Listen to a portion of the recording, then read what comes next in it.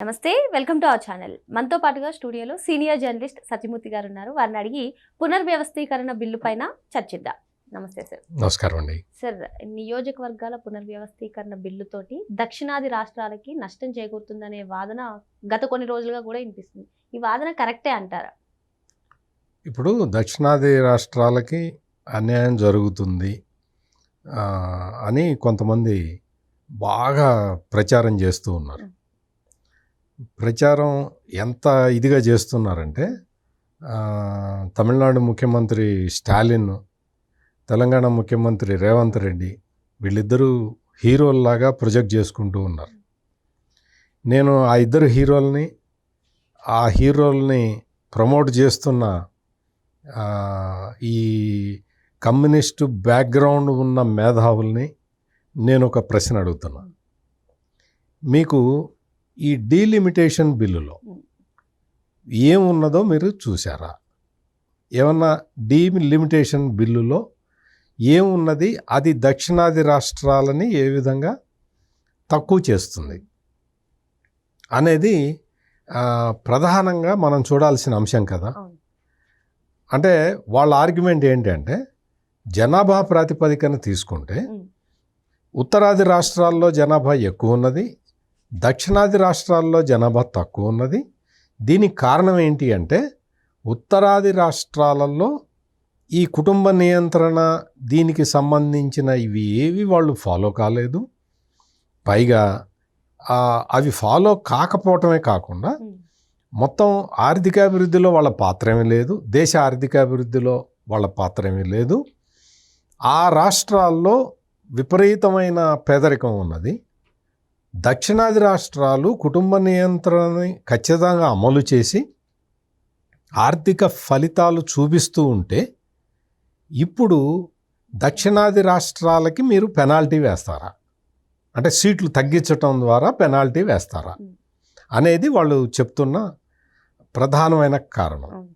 దీనికి సంబంధించి తమిళనాడు ముఖ్యమంత్రి స్టాలిన్ అయితే నల్ల చొక్కాలు వేసుకొని ఆ బిల్లు కాపీలని దగ్ధం చేశాడు. ఇప్పుడు పార్లమెంటులో బిల్లు వీగిపోయింది. ఎందుకు వీగిపోయింది అంటే, ఇది రాజ్యాంగ సవరణ బిల్లు. రాజ్యాంగ సవరణ చేయాలి అంటే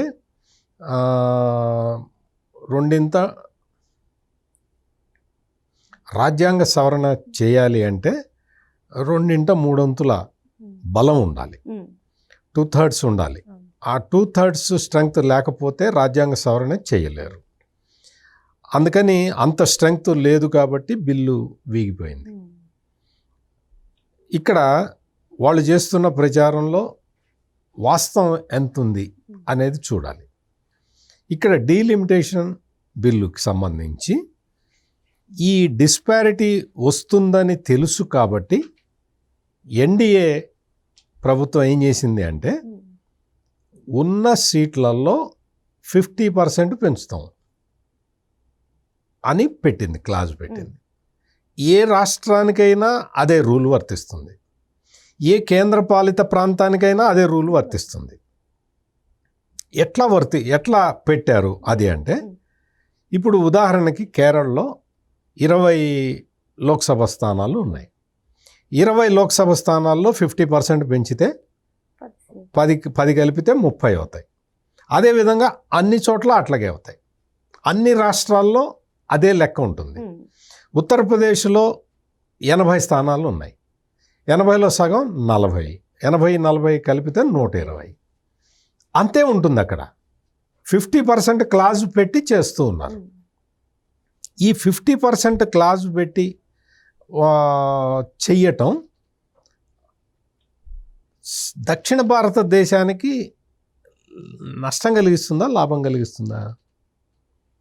మీరన్నట్టు అంటే వీళ్ళు ఈ ఛాంపియన్స్, ఇప్పుడు బాగా విస్తృతంగా ప్రచారం చేస్తున్న కమ్యూనిస్టు బ్యాక్గ్రౌండ్ ఉన్న ఈ మేధావులు, వాళ్ళందరూ ఈరోజు బిల్లు వీగిపోయినందుకు చాలా సంతోషం వ్యక్తం చేస్తూ ఉన్నారు. నేను చూశాను, ఈ కమ్యూనిస్ట్ బ్యాక్గ్రౌండ్ ఉన్న వీళ్ళు ఉమెన్స్ రిజర్వేషన్ బిల్లుని తీసుకొచ్చి డీలిమిటేషన్ బిల్లుతోటి కలిపి పాస్ చేసుకోవటానికి వాళ్ళు విఫలయత్నం చేశారు అదొక పెద్ద కుట్ర అని చెప్తూ ఉన్నారు. మీకు డీలిమిటేషన్కిను ఉమెన్స్ రిజర్వేషన్, ఉమెన్స్కి 33% ఇవ్వాలి అన్న దానికి కనెక్షన్ లేదా? అంటే ఉన్న స్థానాల్లో ఇవ్వాలి, ఉన్న స్థానాల్లో ఇవ్వాలి కరెక్టే. ఇప్పుడు వచ్చేవి కూడా ఇవే స్థానాలు కదా. అంటే ఉమెన్ రిజర్వేషన్ బిల్లుని మరి 2023 నుంచి మరి ఏం చేస్తున్నారు? అంతకు ముందు కాంగ్రెస్ యూపీఏ ప్రభుత్వంలో ఓకే చేసిన తర్వాత నుంచి ఏం చేశారు? ఎందుకు ఇంప్లిమెంట్ చేయలేదు అంటే రాజ్యాంగపరమైన అవరోధాలు ఉన్నాయి కాబట్టి. అందుకని వాటన్నిటినీ క్లియర్ చేసి డీలిమిటేషన్ బిల్లుని, ఈ ఉమెన్స్ రిజర్వేషన్ బిల్లుని ఒకేసారి తీసుకురావాలని ప్రయత్నం చేశారు. ఇక ఈ 50% మోడల్లోకి ఎందుకు వచ్చారు అంటే ఇప్పుడు మీకు 40 సంవత్సరాల పాటు ఫ్రీజ్ ఉన్నది. పార్లమెంట్ లోక్సభ కాన్స్టిట్యుయెన్సీస్ని పెంచకుండా ఉండాలి అనేది ఫ్రీజ్ ఉంది. ఆ ఫ్రీజు 2026 తోటి అయిపోతుంది. ఇది ఎప్పుడు జరిగింది? ఇప్పుడు ఇక నుంచి ఈ జనాభా లెక్కలు తీసుకొనే చెయ్యాలి. జనాభా లెక్కలు తీసుకుంటే అన్యాయం జరుగుతుంది దక్షిణాదికి అనేది కదా ఆర్గ్యుమెంటు. జనాభా లెక్కలు తీసుకోకుండా మనం డీలిమిటేషన్ చేసుకుందాము అని ప్రపోజల్ పెడితే అది తప్పెట్లవుతుంది? జనాభా లెక్కలు తీసుకొని చేస్తే తప్పు అవుతుంది. ఖచ్చితంగా దక్షిణాదికి అన్యాయం జరుగుతుంది, ఉత్తరాది రాష్ట్రాలకి బెనిఫిట్ జరుగుతుంది. అందులో నేను కూడా ఒప్పుకుంటా. మరి బిల్లులో తీసుకోవట్లేదు కదా, 50% అనే పెట్టారు కదా. ఓకే, ఇప్పుడు అంతకు ముందర ఏంటి అంటే 1991 సెన్సస్ ప్రకారం జరిగిన డీలిమిటేషన్ అది. ఇప్పుడు ఏం చేస్తున్నారు అంటే 2011 జనాభా లెక్కల ప్రకారం చేద్దాము అనుకున్నారు అనుకోండి. 1911 ఆ సెన్సస్ ప్రకారం చేశారు. ఇప్పుడున్నవేవి దీన్ని 2011 సెన్సస్ ప్రకారం చేస్తున్నారు. ఇప్పుడు ఈ బిల్లుని అడ్డుకున్నాయి కాంగ్రెస్ పార్టీ నేతృత్వంలో ఈ మిగిలిన పార్టీలన్నీ కలిసి అడ్డుకున్నాయి. 2026 వరకు ఫ్రీజ్ ఉన్నది, తర్వాత చేసుకోవచ్చు.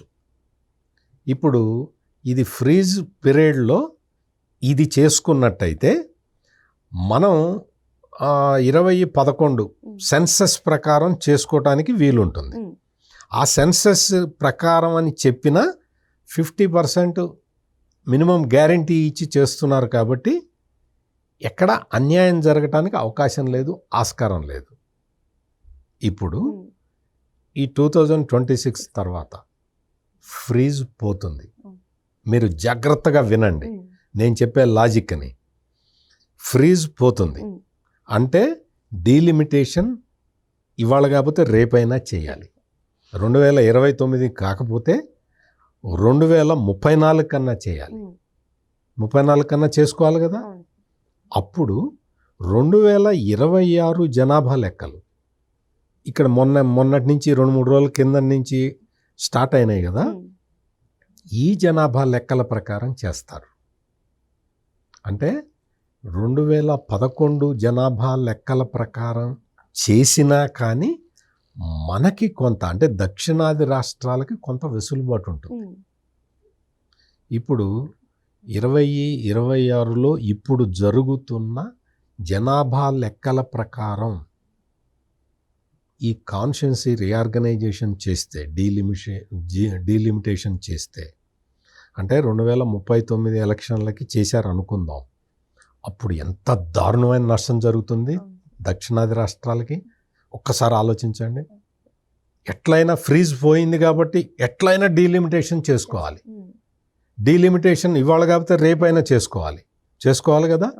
ఇప్పుడు భారతీయ జనతా పార్టీ ఆధ్వర్యంలోని ఎన్డీఏ ప్రభుత్వం ఏం చెప్పింది? 50% సీలింగ్ పెట్టి చేసేసుకుందాము అని చెప్పింది.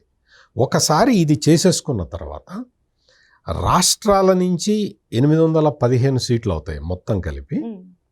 కేంద్రపాలిత ప్రాంతాలు మిగిలిన ఇంకొక 35 ఉంటాయి. మొత్తం కలిపితే 850 సీట్లు వచ్చేస్తాయి. ఇదే నిష్పత్తిలో ఉంటుంది. 50% ఆంధ్రప్రదేశ్లో 50% పెరిగితే, కేరళలో 50% పెరిగితే, ఉత్తరప్రదేశ్లో 50% పెరుగుతాయి, బీహార్లో 50% పెరుగుతాయి. నష్టం ఎక్కడ జరుగుతుంది? ఇప్పుడున్న కాంప్లెక్షనే కదా అప్పుడు ఉండేది. ఈ సువర్ణ అవకాశాన్ని ఈ ఈ ఛాంపియన్లు ఎవరైతే ఇప్పుడు పెద్ద పోరాటం చేసి బ్లాక్ షర్ట్ వేసుకొని పోరాటం చేసిన ఈ యోధులు ఉన్నారో వీళ్ళు ఈ సువర్ణ అవకాశాన్ని చెడగొట్టారు. ఎట్లా చెడగొట్టారు అంటే ఇక నెక్స్ట్ జరగబోయే డీలిమిటేషన్ జనాభా ప్రాతిపదికన జరుగుతుంది. జనాభా ప్రాతిపదికన అంటే 2026 జనాభా లెక్కల ప్రకారం జరుగుతుంది. అప్పుడు మనకి మొత్తం దక్షిణాది రాష్ట్రాలలో ఉన్న సీట్లు కూడా పోతాయి. ఇప్పుడు మనం దక్షిణాది రాష్ట్రాల్లో ఉన్న సీట్లని ప్రొటెక్ట్ చేసుకుంటూ అదే ప్రపోర్షన్లో అంటే ఉత్తరాది రాష్ట్రాల్లో ఎంత పెరుగుతాయో అదే ప్రపోర్షన్లో మనం సీట్లు పెంచుకోవటానికి, దక్షిణాది రాష్ట్రాల్లో సీట్లు పెంచుకోవటానికి వచ్చిన సువర్ణ అవకాశాన్ని ఈ అనాలోచితంగా ఈ కమ్యూనిస్టు మేధావులందరూ వచ్చి చెడగొట్టారు. దీన్ని కాంగ్రెస్ పార్టీ అడ్వాంటేజ్గా తీసుకొని అడ్డం పడ్డది. ఇప్పుడు ఓడిపోయింది నరేంద్ర మోడీ కాదు, భారతదేశ ప్రజలు ఓడిపోయారు. దక్షిణాది రాష్ట్రాలు ఓడిపోయినాయి. మొత్తం ఇండియన్ డెమోక్రసీ ఓడిపోయింది. ఒక్కసారి ఆలోచించండి. నేను చెప్పిన దాంట్లో ఏదైనా తప్పు ఉందేమో మీరు ఒక్కసారి ఆలోచించండి. 50% ప్రాతిపదికన మనం పెంచుకుందాము అని ఇప్పుడు నరేంద్ర మోడీ తీసుకొచ్చిన బిల్లు కరెక్ట్దా కాదా అని ఆలోచించండి. ఇదే అంటే 1911 సంవత్సరం సెన్సస్ ప్రకారం జరిగిన జనాభా లెక్కల ప్రకారం ఉన్న వాటిని మీరు 2026 జనాభా లెక్కల ప్రకారం చూసుకుంటే ఎంత డిస్పారిటీస్ ఎంత పెరుగుతాయి. ఉత్తరాది రాష్ట్రాలకి దక్షిణాది రాష్ట్రాలకి డిస్పారిటీ ఎంత పెరుగుతుంది. పెరిగినప్పుడు మనకు ఉన్న సీట్లు కూడా తగ్గుతాయి, మనకు ఉన్న సీట్లు పోతాయి. దక్షిణాది రాష్ట్రాలన్నీ ఒక అంటే ఇప్పుడు వీళ్ళు చేస్తున్న ప్రచారం ఆ రోజుకి నిజమై కూర్చుంటుంది. దేశాన్ని ఎంత దారుణమైన పరిస్థితుల్లోకి వీళ్ళు కేవలం రాజకీయాల కోసం అని చెప్పి ఎంత ప్రమాదకర పరిస్థితుల్లోకి నెట్టారో చూడండి. మరో అంశంతో మళ్ళీ కలుద్దాం. Thank you sir. నమస్కారం.